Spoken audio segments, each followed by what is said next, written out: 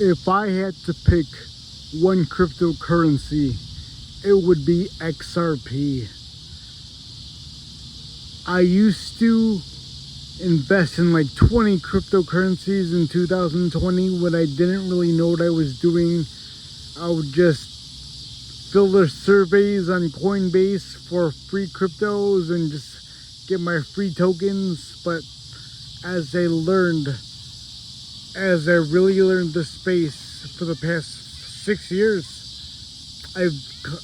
my majority of my holdings are in XRP. I got an XRP in 2021. My dollar cost average in my lifetime is 33 cents. It's $1.35, $1.39 now, 4x.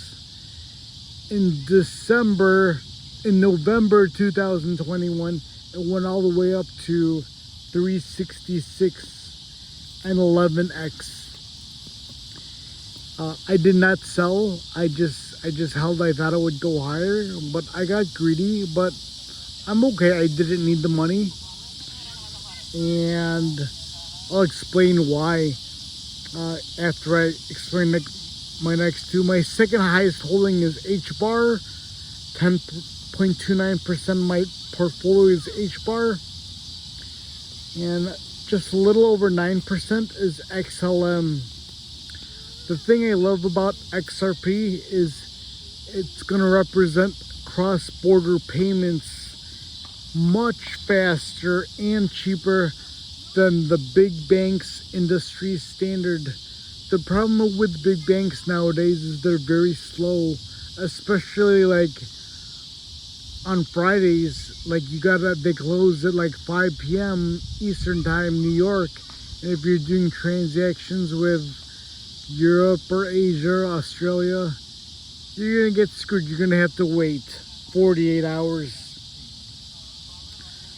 The other thing I love about XRP is the SEC of the United States sued XRP, its parent company is Ripple, but the SEC sued Ripple and XRP in December 2020.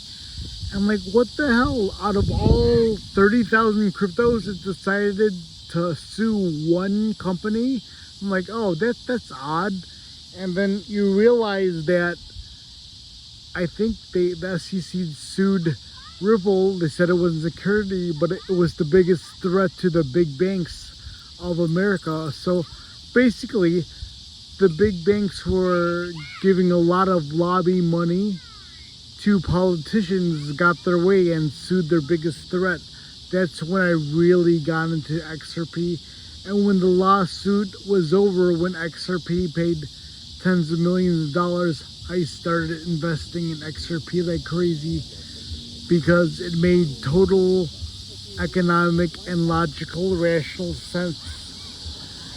XRP, when it does cross payments, cross borders, it solves physical transactions in 3 to 5 seconds.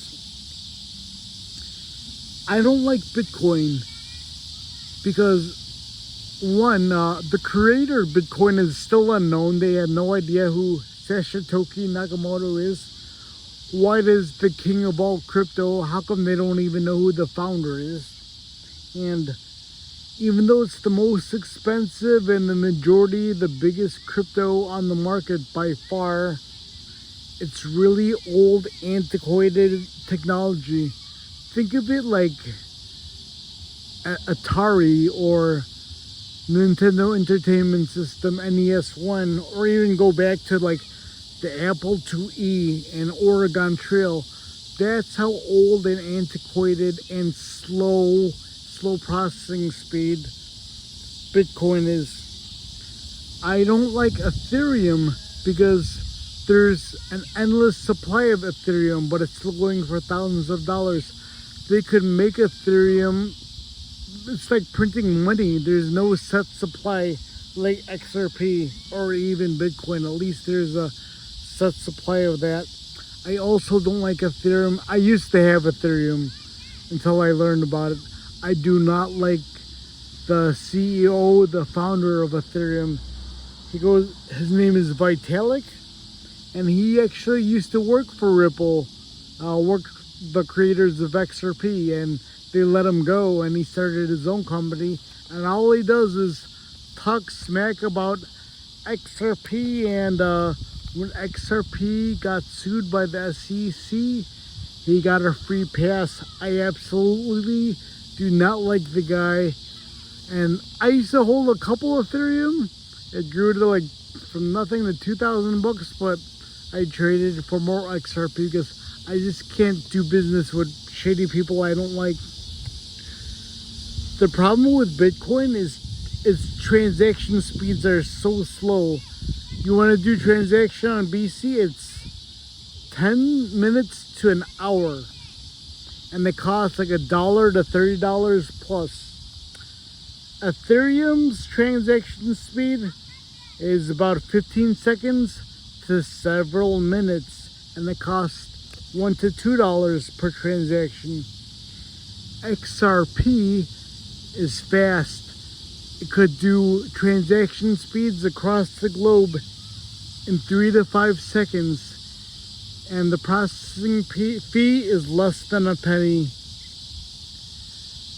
I will say, like I said, my second biggest holding is HBAR.